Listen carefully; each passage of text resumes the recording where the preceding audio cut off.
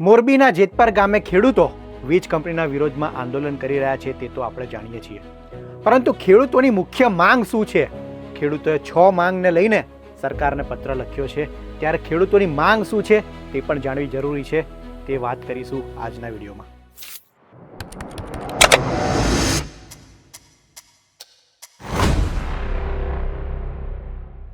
મોરબીના જેતપર ગામે ખેડૂત આંદોલનનો આજે 14મો દિવસ છે. 14 દિવસથી ખેડૂતો આંદોલન કરી રહ્યા છે.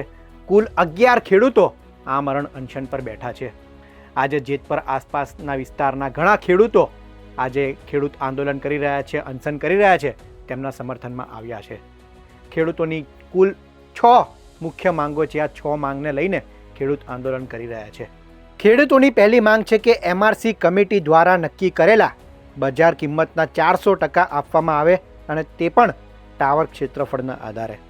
બીજું છે કે રો ક્ષેત્રફળ માટે MRC કમિટી દ્વારા નક્કી થયેલ બજાર કિંમતના 230% આપવામાં આવે, 245% અને 260 અનુક્રમે ગ્રામ્ય, નગરપાલિકા અને મહાનગરપાલિકાને આપવામાં આવે.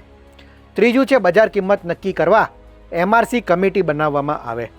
ચોથું છે સંપૂર્ણ વળતર 1 હપ્તામાં અને તે પણ એડવાન્સમાં આપવામાં આવે. પાંચમું છે TSP કંપની સંપૂર્ણ નુકસાન વળતરનો કલમ 10D હેઠળ હુકમ ખેડૂતોને અને કલેક્ટરને આપે, પછી જ કલેક્ટર કલમ 16(1)ની પ્રોસિડિંગ ચાલુ કરે.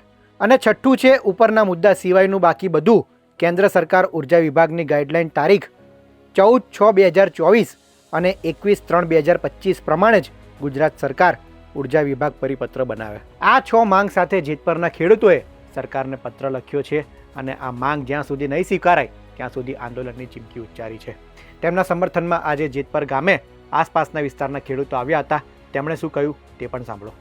છેલ્લા 14 દિવસથી ખેડૂતો અદાણી કંપનીએ જે પરાણે ખેડૂતોના ખેતરમાં વીજ પોલ નાખી રહી છે, કોઈ પણ પ્રકારની સૂચના દીધા વિના ડાયરેક્ટ ખેડૂતોના ખેતરમાં એ રીતે ઘૂસી જાય છે કે જાણે પોતાના બાપનું ખેતર હોય.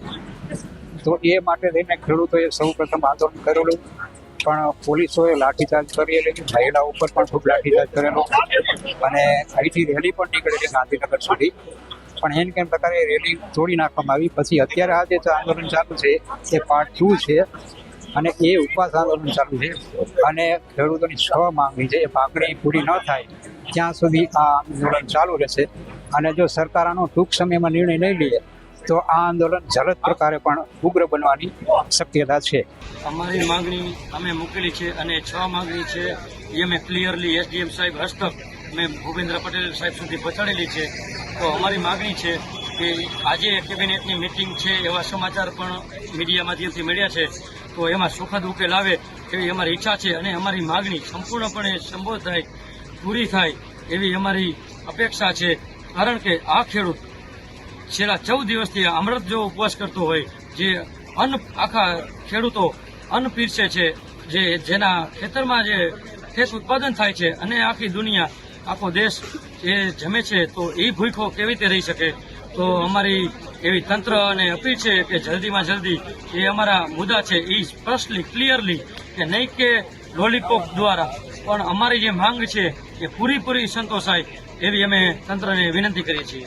જેતપર ગામના ખેડૂતો છેલ્લા 14 દિવસથી વીજ કંપની સામે તેમને જે વળતર મળે છે તેને લઈને આંદોલન કરી રહ્યા છે. આ આંદોલનનો જલ્દીથી સુખદ અંત આવે તેવી આશા છે. આગામી સમયમાં સરકાર ખેડૂતોની માંગને કઈ રીતના જુએ છે, તેમની કેટલી માંગ સંતોષે છે, કે આગામી સમયમાં શું થાય છે તે જોવું રહ્યું. તમને આ ખેડૂત આંદોલન મામલે શું લાગી રહ્યું છે? ખેડૂતોની માંગ એ કેટલી વ્યાજબી છે? શું સરકાર તેને સ્વીકારશે કે નહીં? તેમને કોમેન્ટમાં જરૂર જણાવશો. અને આવા જ ઇન્ફોર્મેટિવ વિડીયો માટે VTV પંચાયત જોતા રહો.